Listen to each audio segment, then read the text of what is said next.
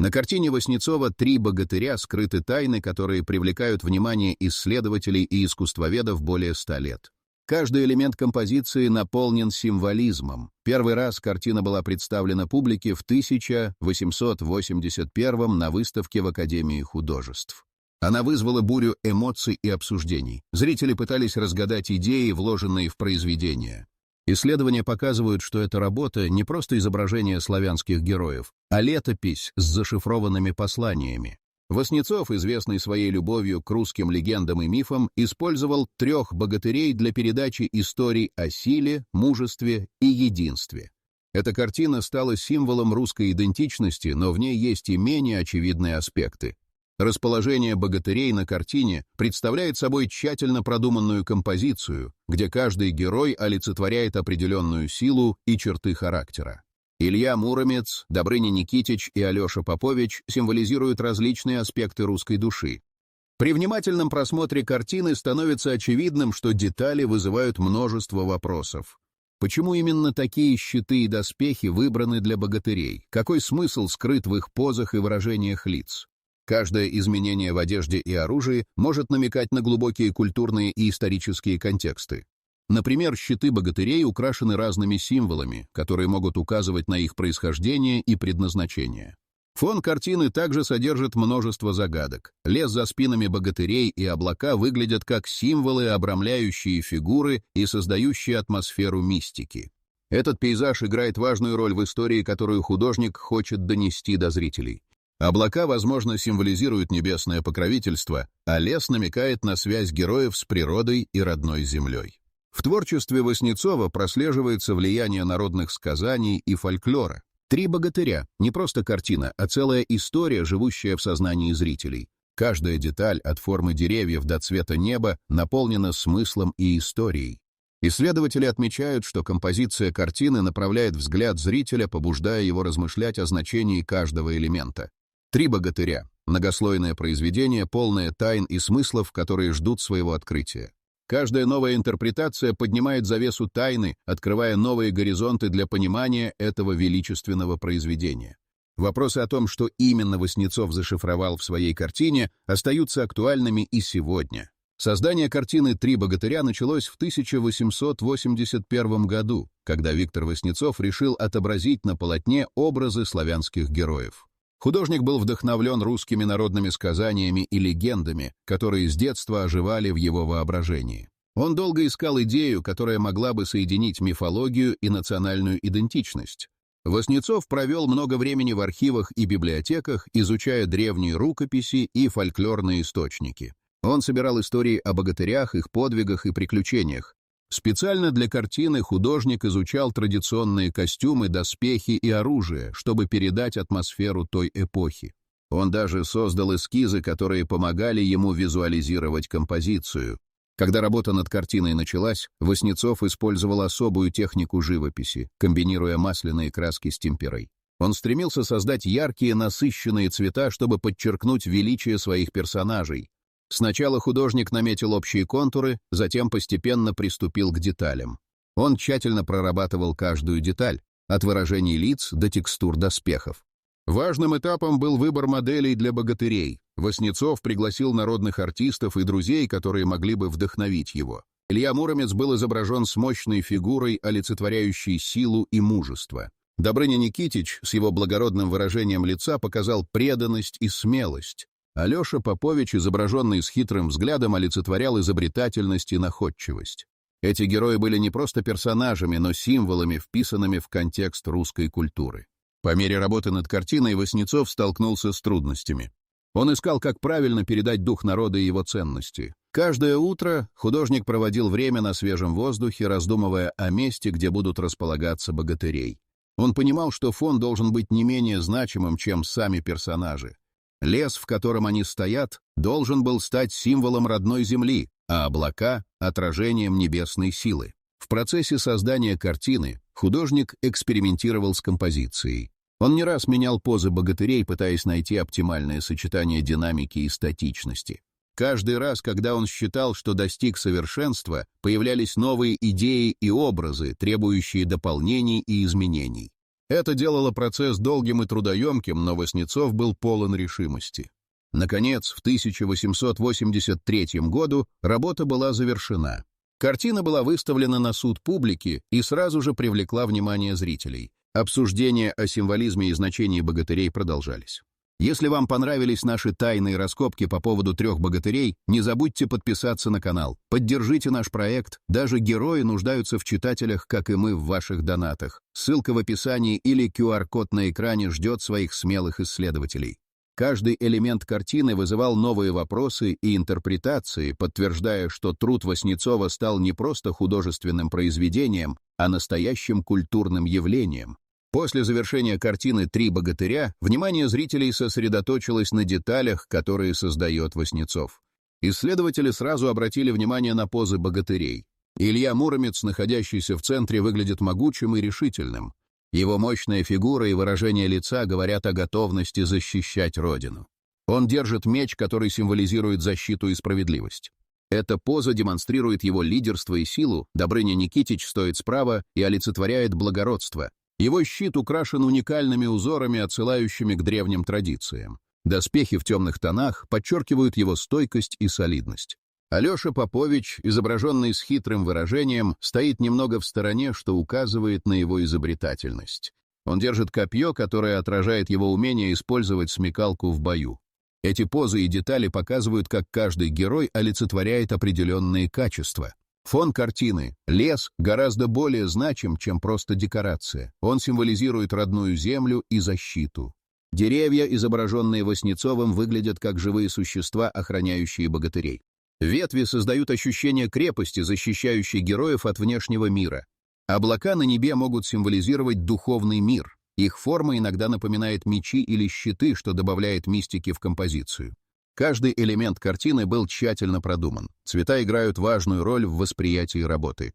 Яркие оттенки зеленого и коричневого подчеркивают связь героев с природой, а холодные тона синего неба создают контраст. Это создает атмосферу, в которой ощущаются как величие богатырей, так и их уязвимость.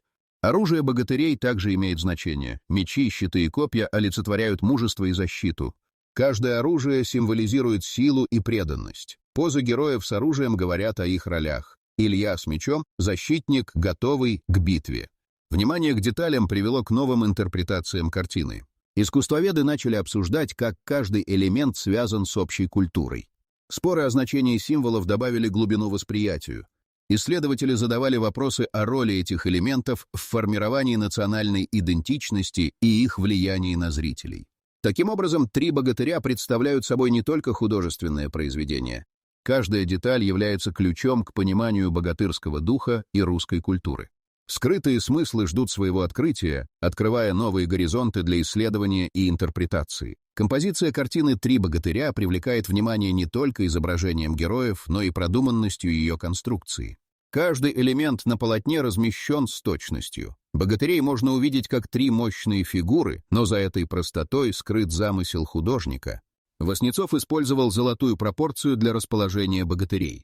Центральная фигура Ильи Муромца доминирует, визуально уравновешивая 2 другие фигуры. Этот баланс создает ощущение единства, подчеркивая, что герои действуют вместе. Однако за гармонией скрывается напряжение, обозначенное не только позами, но и их взаимодействием с фоном. Лес вокруг богатырей кажется живым и угрожающим. Деревья наклоняются, создавая ощущение, будто они приближаются к героям. Эта угроза намекает на возможные вызовы, с которыми могут столкнуться защитники. Васнецов демонстрирует, что даже они не находятся в абсолютной безопасности. Линия горизонта имеет изгибы, создавая динамику и напряжение. Это придает картине движение, вызывая ассоциации с изменчивостью судьбы. Богатыри, стоящие в уверенных позах, готовы к любым вызовам, укрепляя их образ как защитников. Выбор цвета также уникален. Основные тона — зеленый, коричневый и синий — создают контраст между фигурами и фоном. Теплые оттенки доспехов и кожи выделяют героев на фоне холодного леса, подчеркивая их связь с природой, а также их уязвимость перед внешними угрозами. Динамика композиции создается направленностью взглядов богатырей. Каждый из них смотрит в разные стороны, создавая впечатление ожидания. Алеша Попович, слегка наклонившись вперед с копьем, словно готовится к прыжку. Илья, оставаясь спокойным, подчеркивает свою роль лидера. Добрыня с крепким щитом охраняет товарищей, добавляя напряжение в динамику группы. Такое внимание к деталям в композиции трех богатырей углубляет конфликты, создавая ощущение надвигающейся опасности. Каждое изменение усиливает напряжение и интригу по поводу будущих событий.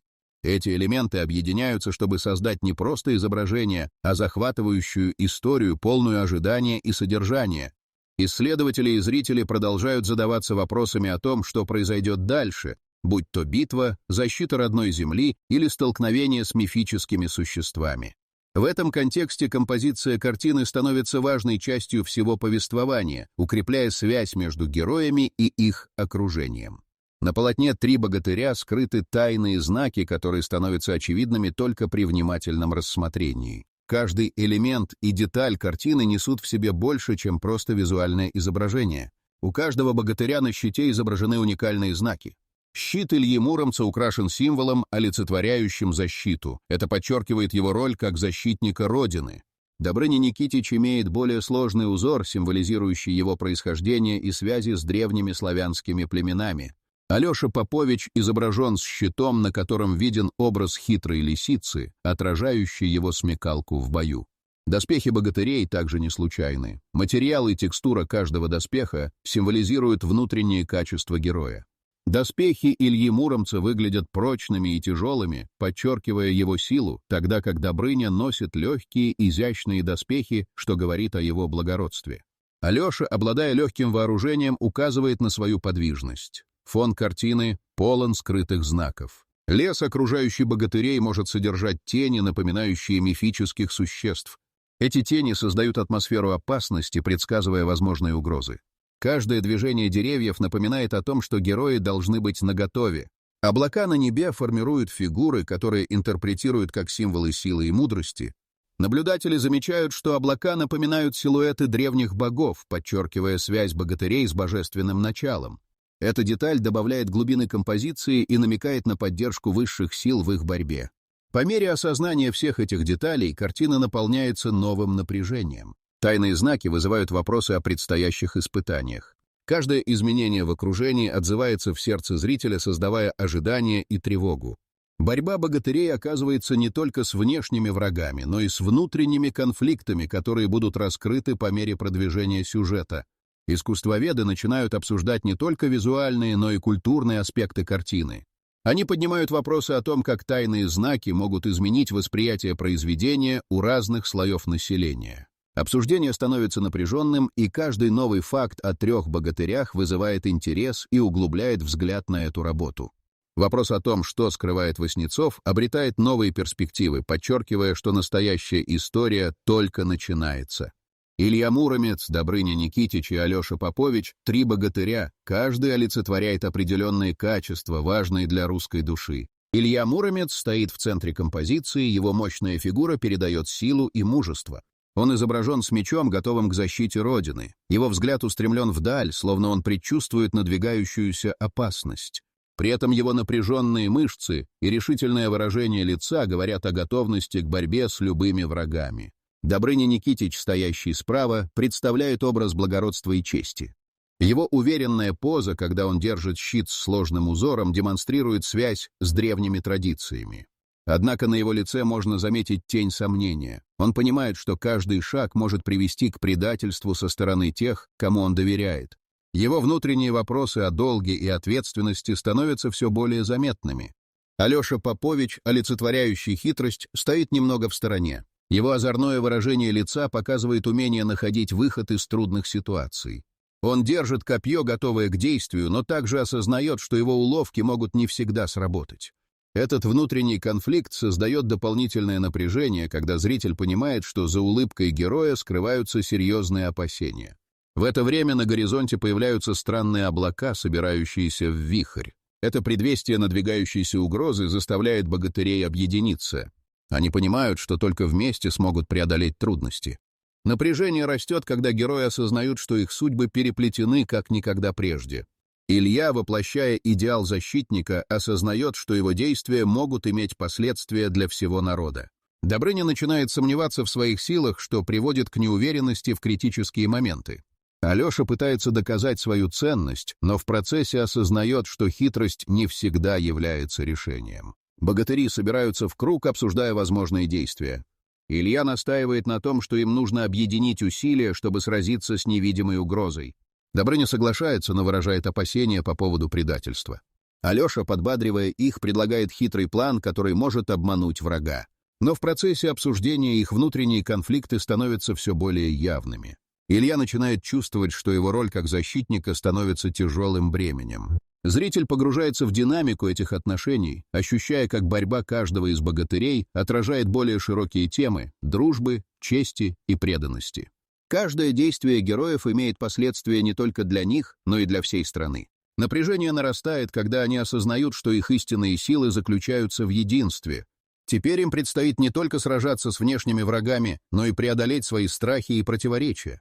Эта борьба делает каждую их победу более значимой, формируя их как настоящих защитников земли русской. На горизонте начали сгущаться темные облака, предвещая приближение неведомой угрозы. Свист ветра напоминал тревожные сигналы, словно природа предупреждала о надвигающемся бедствии. Илья Муромец, сосредоточенный и настороженный, шагнул вперед. В его памяти всплыли легенды о мифических существах, о которых старцы рассказывали в деревнях. Вдруг из темноты леса начали проявляться очертания. Сначала это были тени, но вскоре они приняли формы, напоминающие славянских богов и мифических зверей. Их глаза сверкали в свете, исходящем от облаков. Добрыня Никитич, пристально глядя на это зрелище, почувствовал, как его сердце замирает. «Если они здесь, значит, нам следует быть начеку», — произнес он, крепче сжимая щит. Беспокойство нарастало. Каждый из богатырей понимал, что угроза исходит не только от внешних врагов, но и от сил, которые они не могут контролировать. Алеша Попович, проявляя свою хитрость, предложил использовать мифических существ в своих интересах. «Мы можем обмануть их. Если они действуют из-за страха, мы можем предложить им защиту», — воскликнул он с энтузиазмом. Илья, однако, выражал тревогу. «Мифология не терпит легкомыслия, Алеша. Мы не можем играть с силами, которые не понимаем». Тем временем облака начали раскрываться, и из них раздались громкие раскаты грома, словно боги проявляли свое недовольство. Ветер усилился, вырывая деревья с корнями, а лес наполнился шорохом. Каждый из богатырей старался устоять на ногах, но нарастало ощущение, что реальность и мифология переплетаются. Мифологические существа, замечая смятение среди богатырей, начали проявлять себя более явно. Илья видел в одном из них образ своего предка, отдавшего жизнь за защиту Родины. Добрыня наблюдал, как фигура, похожая на старого воина, указывает ему путь. Алеша столкнулся с лисицей, символом хитрости, которая смотрела на него с недоверием. Среди хаоса раздался голос, звучащий как эхо издалека. «Вы не можете победить, если не примете своих страхов». Это предостережение заставило богатырей замереть. Каждый понимал, что для победы им нужно взглянуть в лицо своим внутренним демонам.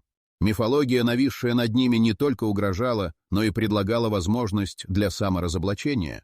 Богатыри должны объединить свои силы и преодолеть внешние угрозы, а также собственные страхи, чтобы стать истинными защитниками своей земли. Напряжение нарастало, и каждый из них осознавал, что их борьба не только за свои жизни, но и за будущее Руси. Каждый из этих мифологических образов стал для них не только угрозой, но и путеводной звездой к пониманию своих истинных возможностей. Облака затянули небо, гремящие раскаты грома сотрясали воздух. В этот момент Илья, Добрыня и Алеша стояли готовые к любым действиям, но внутри них разгоралось напряжение, которое копилось в течение всей их встречи с мифологическими существами. Каждый из богатырей осознавал, что их судьбы переплетены не только с опасностями, исходящими извне, но и с внутренними конфликтами, которые они должны разрешить. Илья Муромец, сжимая меч, почувствовал, как его сила переплетается с силой самой картины. Он заметил, как каждое движение его тела и каждый взгляд отражаются в ярких цветах полотна, созданного Васнецовым. Его доспехи, выполненные в насыщенных оттенках, казались материализовавшимися на фоне леса и облаков. Эта живопись, передавая его внутреннее состояние, становилась живой, и он ощутил, что все элементы картины на самом деле могут помочь им в борьбе. Добрыня, смотря на угрюмые облака, заметил, как свет пробивается сквозь тучи, создавая яркие полосы, которые словно указывают путь. Он вспомнил о своих родовых корнях и о том, как его предки использовали природные знаки в своих боях. Свет — это знак, что даже в темноте есть надежда. — произнес он, чувствуя, как мужество возвращается к нему. Каждый мазок краски, каждый штрих, который использовал Васнецов, становился символом их собственного пути и борьбы. Алеша, осознавая, что он может использовать свою хитрость, вспомнил об уникальных деталях своего щита, на котором изображена лисица.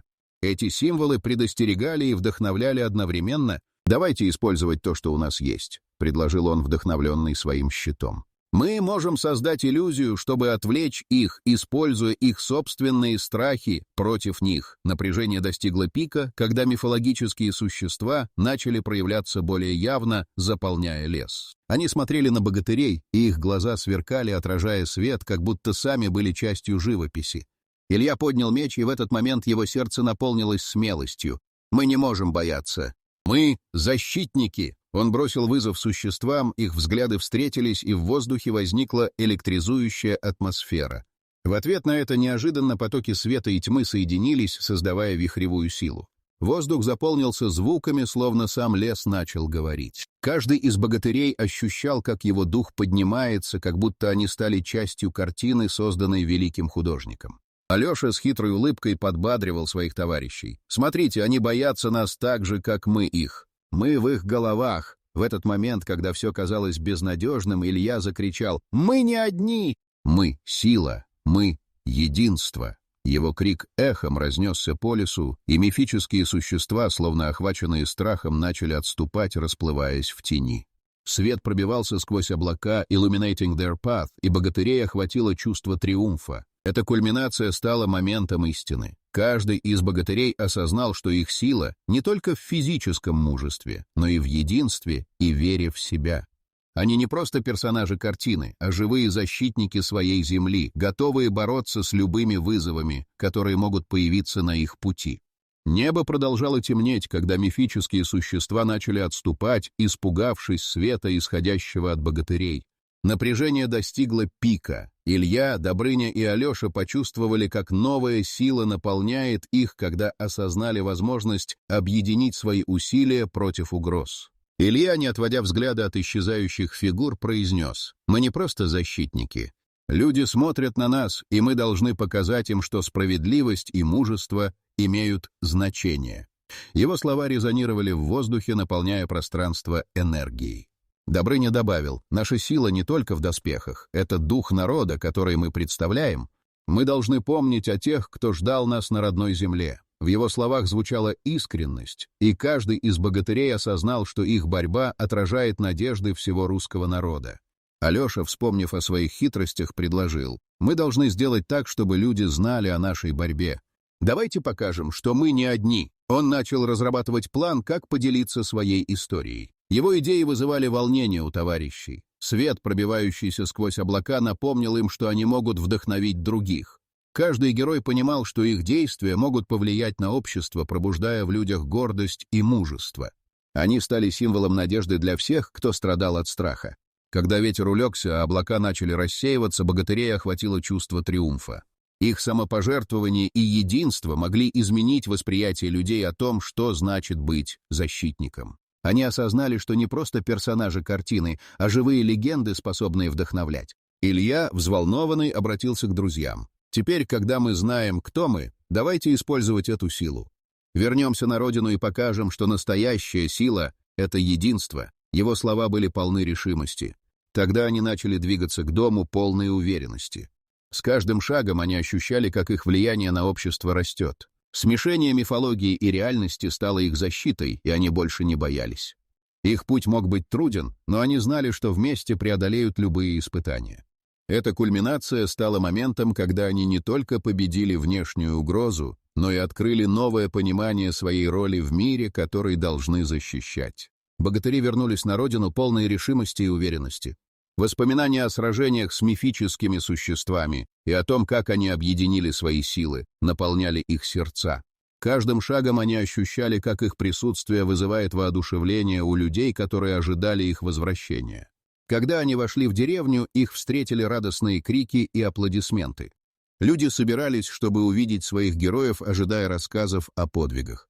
Илья, Добрыня и Алеша делились своими приключениями, рассказывая о том, как они столкнулись с темными силами и как их единство помогло преодолеть страхи. Эти истории вдохновляли каждого, кто их слушал, вызывая гордость за свою культуру и историческое наследие. С каждым рассказом богатырей ощущение силы и мужества охватывало деревню. Люди начали делиться своими собственными историями о том, как они преодолевают трудности в повседневной жизни. Эти встречи стали праздником, настоящей фольклорной традицией, где каждый мог выразить благодарность и любовь к родной земле. Спустя несколько поколений память о подвигах богатырей передавалась из уст в уста. Илья, осознавая, что их борьба не окончена, начал организовывать обучение молодежи, чтобы передать знания о защите Родины.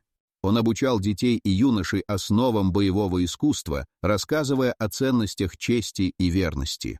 Добрыня стал символом справедливости, помогая решать споры между жителями.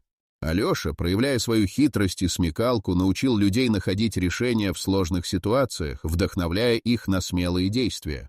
Образ богатырей стал неотъемлемой частью русской культуры. Их истории вдохновляли поэтов и художников, создавая произведения, которые запечатлели силу и мужество героев. Картину Васнецова «Три богатыря» выставляли в музеях, она стала символом не только художественного мастерства, но и национальной идентичности.